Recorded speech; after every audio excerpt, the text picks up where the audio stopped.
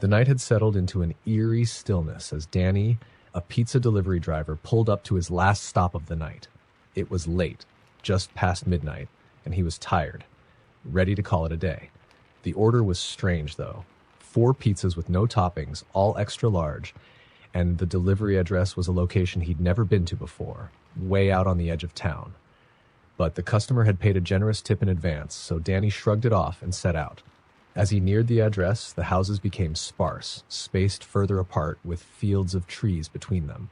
Finally, he reached what looked like an old, decaying mansion.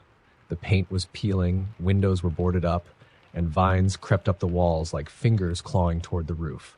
The front light was dim and flickered in a way that made him uncomfortable. He stepped out of the car, clutching the stack of pizzas. The night air was cold, and he could feel it creeping under his skin. There were no other lights nearby.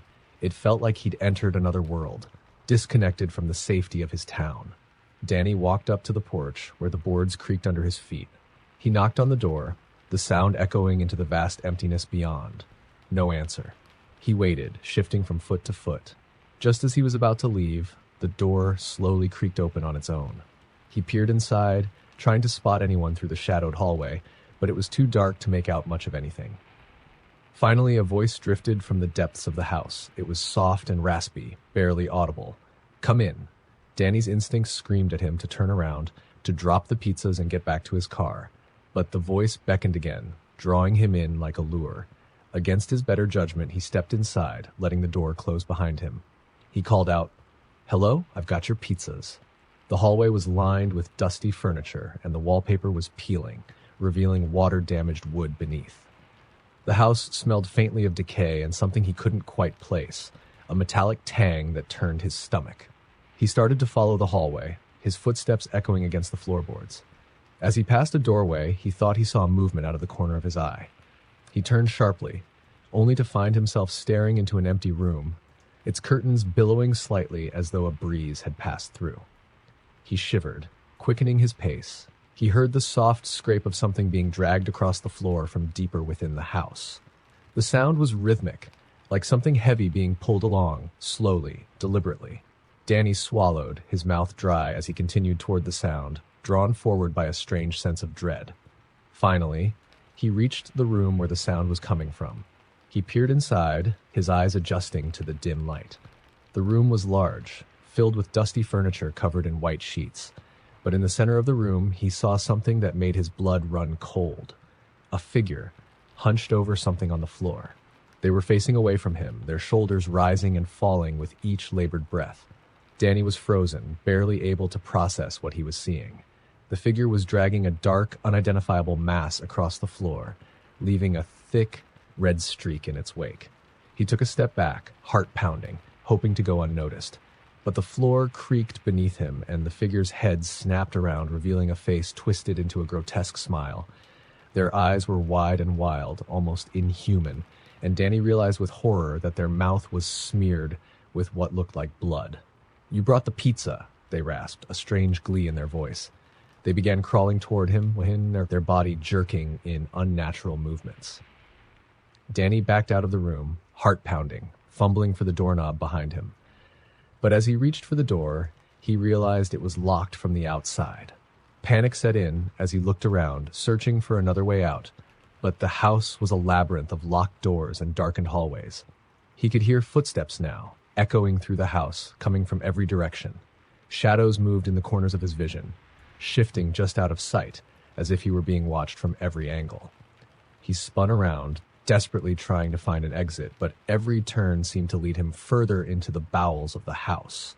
Finally, he stumbled into the kitchen, which was filled with the rancid smell of rotting food. The walls were covered in dark stains, and the countertops were littered with scraps of meat that he could only hope were from animals. But then he noticed something that made his stomach drop. A pile of old pizza boxes, all from his workplace. Some of the boxes were fresh and some were yellowed and faded, but they all had his pizzeria's logo on them. He realized that he wasn't the first delivery driver to end up in this nightmare. A low chuckle echoed from the doorway, and Danny spun around to see the figure again, this time holding a knife, the blade glinting in the faint light. "Stay a while," they whispered, stepping closer. We haven't had company in so long. Danny backed up, feeling his way along the counter, searching for something, anything that he could use as a weapon. His hand closed around a large cast iron pan, and he swung it, connecting with the figure's face. They let out a screech, stumbling back, and Danny didn't waste a second. He bolted out of the kitchen, hearing the figure's footsteps close behind him. He sprinted down the hall, his mind racing as he tried to remember the way he'd come in. He could hear the figure gaining on him, their footsteps frantic and uneven. Finally, he reached the front door and threw himself against it, trying to break the lock. The wood splintered, and with one last desperate shove, the door gave way, sending him sprawling onto the porch. Danny scrambled to his feet, racing toward his car. He threw himself inside, locked the doors, and started the engine. As he sped down the dark road, he glanced back to see the figure standing on the porch, watching him with that same twisted smile. But as he looked closer, he saw more shapes. Other figures, emerging from the shadows of the house, all watching him leave, their eyes glinting in the moonlight. He didn't stop until he was back in town, his hands shaking as he parked outside the pizzeria. When he looked down, he realized he was still clutching one of the pizzas, his fingers dug into the cardboard box. He left it on the passenger seat, stumbling out of the car and into the safety of the streetlights. In the days that followed, he tried to tell people what had happened, but no one believed him. The mansion, he was told, had been abandoned for years, condemned and empty. And when he drove back to look for it, he found nothing but an empty lot, overgrown with weeds. But every so often, on quiet nights, he would glance into the shadows and catch a glimpse of that twisted smile watching him from the darkness. And he knew, deep down, that he'd never truly escaped. The wind howled as Ella's headlights sliced through the darkness, illuminating only empty fields and the occasional twisted tree. She was miles from anywhere, on a desolate road she didn't recognize. It was supposed to be a quick pizza delivery. The address was somewhere she hadn't been before, but out here, new roads always popped up. It didn't seem strange. Not until now, when she hadn't seen another car or building for miles. Ella checked the address again. 356 Elmbrook Road. It didn't come up on her GPS, but her boss had insisted it was correct, that it was probably just a house in the boonies. He'd even sounded tense, almost like he was urging her to take it, saying the customer was an old regular. But now, with nothing but the empty road and the whispering wind, she was starting to feel like something was off. After what felt like hours, she finally spotted a small house, almost swallowed by the thick, twisting trees around it. The driveway was just a thin strip of gravel, overgrown with weeds. It looked abandoned, its paint peeling, and its windows murky with dirt. But her boss had said to make sure to deliver no matter what, so she took a deep breath and stepped out into the night air, clutching the pizza box tightly as she made her way toward the door. As she approached, she noticed something odd, a faint glow from within, just barely visible through the grimy window. It flickered like candlelight. Ella knocked, the sound echoing eerily in the silence. For a long moment, nothing happened. She was about to knock again when the door slowly creaked open, just a crack. "Hello," she called out, but there was only silence. The faint candlelight wavered from deeper within, casting long shadows across the walls. A strange smell hit her nose, sweet, metallic, and wrong. She felt her stomach turn. She hesitated, glancing back at her car, but something about the open door pulled her in, like an invisible hand guiding her forward. Against her better judgment, she stepped inside. The house was silent, except for the creaking of the floorboards beneath her feet. She could barely see in the dim light, but she could make out old furniture draped in sheets, standing like silent sentinels in the dark. The candlelight flickered from a room at the end of the hall, casting shadows that twisted like writhing fingers. "Hello?" she called again, her voice barely a whisper. This time, she heard something. A soft rustling, like fabric brushing against the floor. The sound came from deeper in the house, growing louder, closer. She swallowed, heart pounding as she crept forward. Just as she neared the room, the rustling stopped. She hesitated, then slowly peered inside. The room was empty, save for a single table in the center with a lone candle burning on it. The light danced over the walls, casting eerie shapes, and the smell was stronger here, suffocating. It smelled like blood. On the table sat a small, crumpled note, hastily scrawled in a messy hand, for the new delivery girl. She recoiled, backing away, feeling an icy chill creep up her spine. She was about to turn and run when she heard a soft, almost playful giggle from the corner of the room. Her head whipped around, but no one was there. "Who's there?" she demanded, her voice trembling. The giggling stopped, replaced by a low, rasping whisper. "Hungry." She spun around, staring at the shadows, trying to find the source. But there was no one. Just the flickering candle casting strange shadows that seemed to move on their own. Her breath hitched as she saw one shadow, larger than the others, stretching toward her like an outstretched hand. Panicked, she backed out of the room, heart pounding in her chest. She turned to run, but the door she'd come through was now closed, though she hadn't touched it. She felt a prickling sense of dread as she approached it, reaching out with trembling fingers to turn the knob. It wouldn't budge. "Let me out!" she shouted, banging on the door, her voice echoing through the empty house. But there was only silence. And then from somewhere behind her, the whisper came again, closer this time. "Hungry." She whipped around, her back against the door, eyes wide as she searched the darkness. Shadows moved in the corners of her vision, twisting and shifting as though they were alive. She could feel them watching her, could almost see the gleaming eyes hidden in the dark.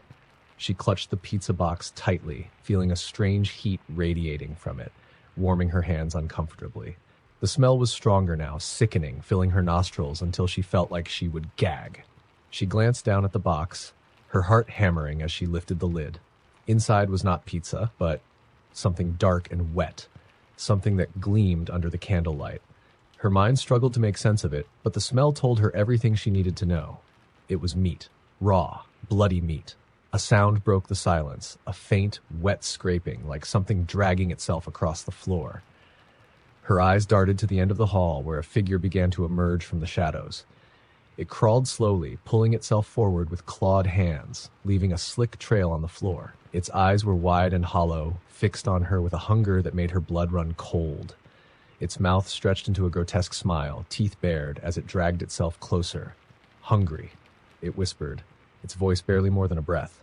Ella dropped the box, stumbling backward, heart pounding as she fumbled for anything to defend herself.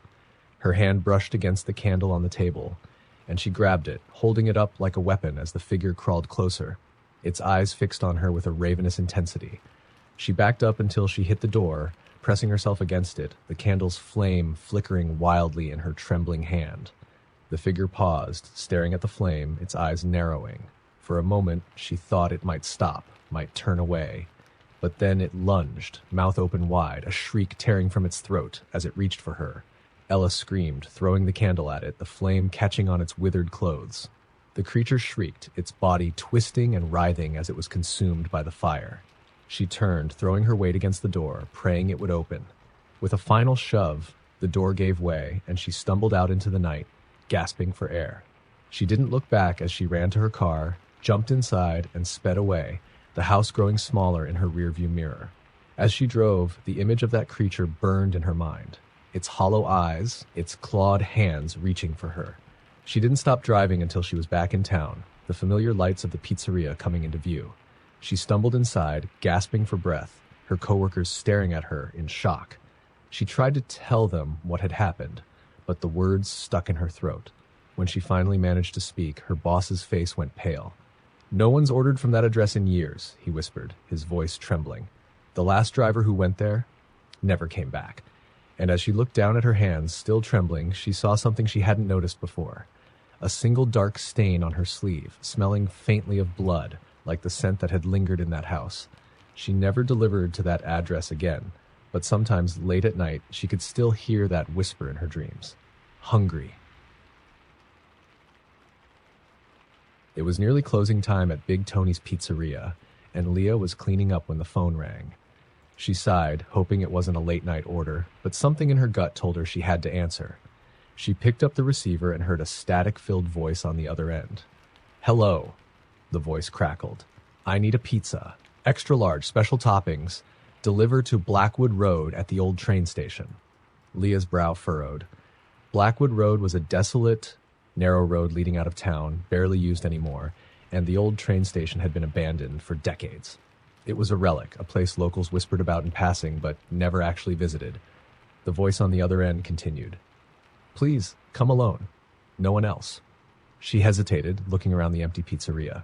But her manager had been clear: deliver every order, no questions asked.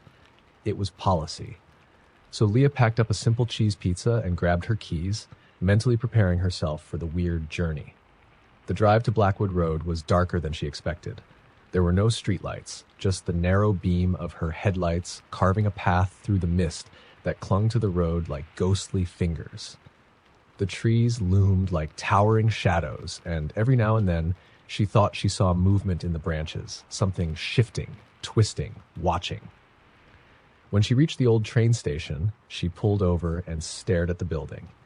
It was a hulking silhouette against the night sky, covered in vines and layers of graffiti, windows broken and walls crumbling.